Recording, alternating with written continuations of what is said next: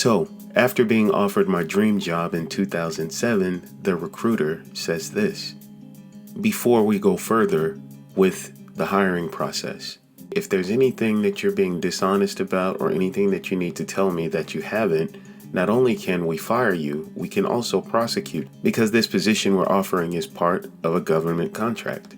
When she says this, a chill runs up my spine. I blink, and of course I tell her, no, there's nothing that I need to tell you further.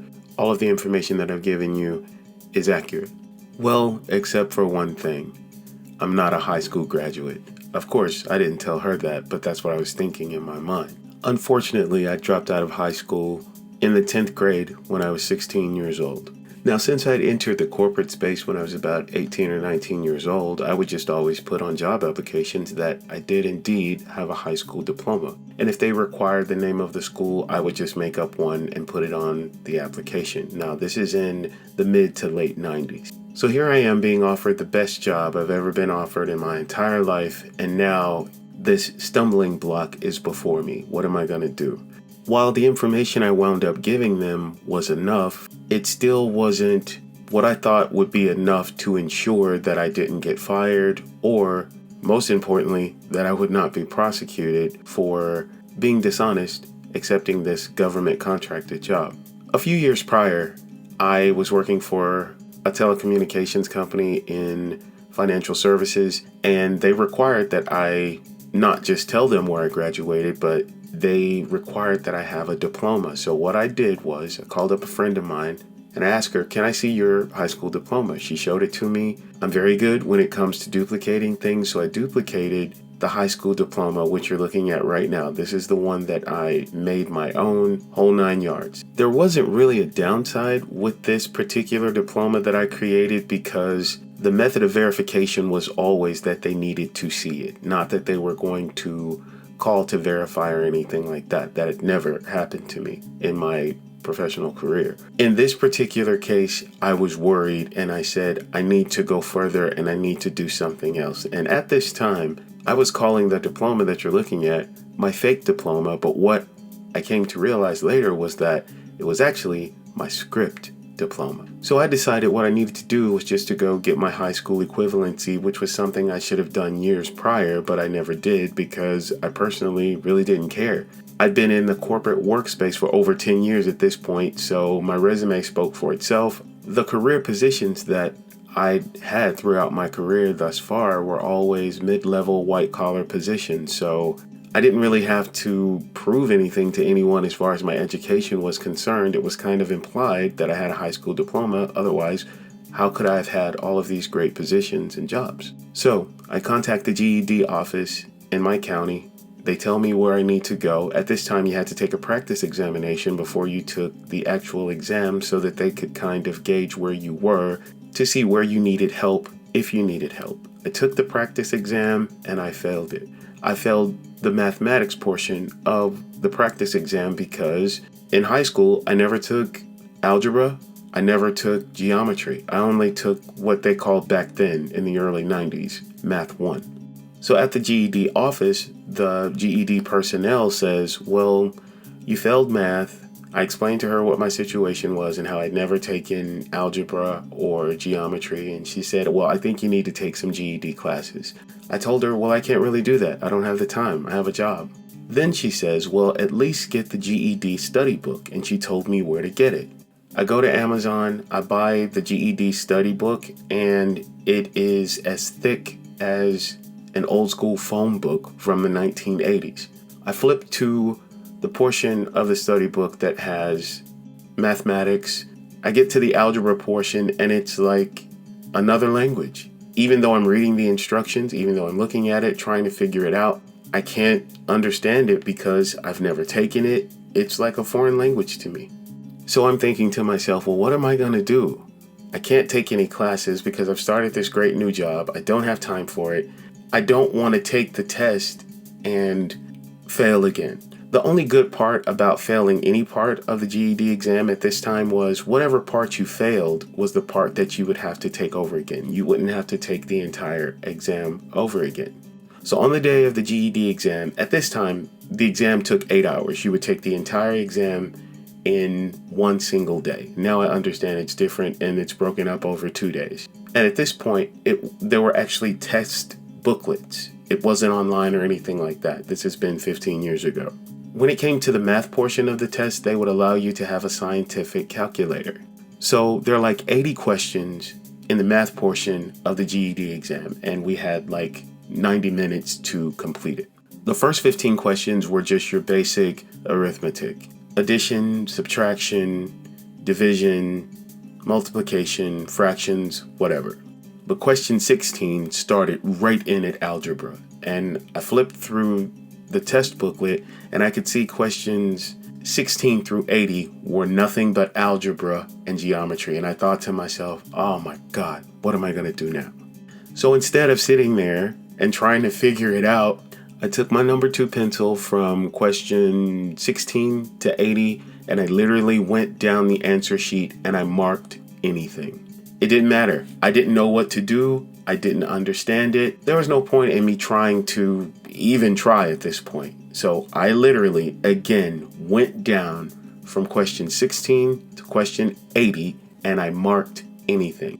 I'm 15 minutes into this 90-minute portion of the mathematics exam. I raised my hand. I let the instructor know that I'm finished. She told me there's no way that you can be finished. We just started a few minutes ago. And I told her, no, I'm finished. She said, did you check your answers? I said, yes, I did. And she told me, well, you can't stay in here for the rest of this portion of the GED examination. If you're satisfied with your answers, you're going to have to go outside, wait for another hour and 15 minutes, and come back for the next part of the exam. You can't just sit here.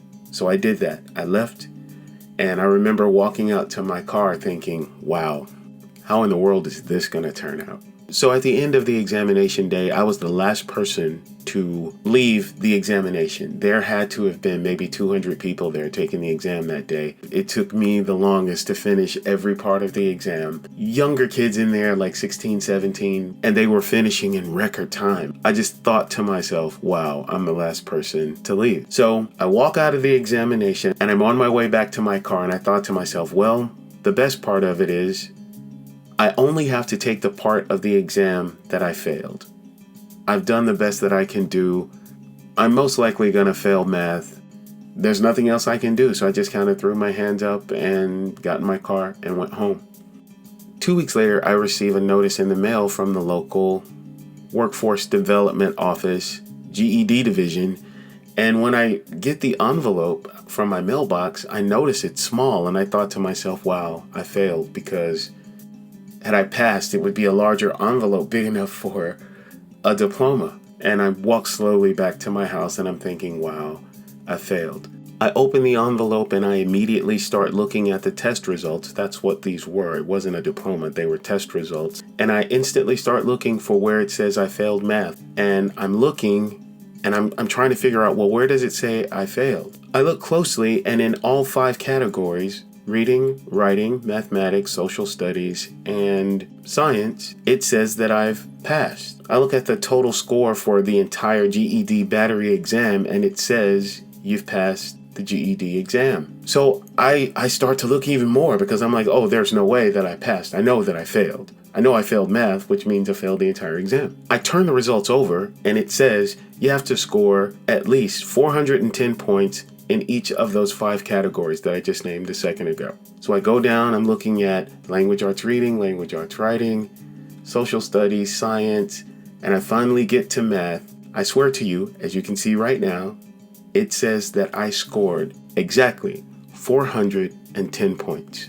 Not 409, not 411. I think to myself, what are the odds that I can answer questions 16 through 80 and mark anything and get a perfect passing score? What are the odds?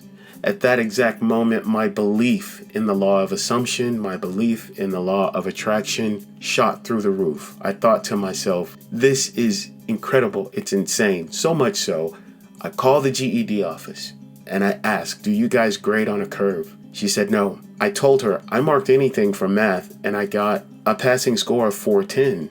Did somebody just give me a couple of extra points to push me over? She told me no. The exam is graded by a machine in the state of Texas. We do not grade on a curve. And I told her, well, that's just impossible because I marked anything. And she said, well, you should be happy. You've been blessed. She asked me what my name was, and she looked up my information, and she said, oh yeah, you passed. We just printed your diploma and put it in the mail today. When she said that, I literally sat on my couch with my mouth wide open. This particular manifestation made a huge believer out of me because I literally marked anything on the part of the examination where I was the weakest, and I received exactly what I needed, 410 points. I never wanted to be the GED valedictorian, let's get that straight. But for me to pass the examination, marking anything in my weakest subject was absolutely amazing to me. That really changed my life. It changed my belief in what I could do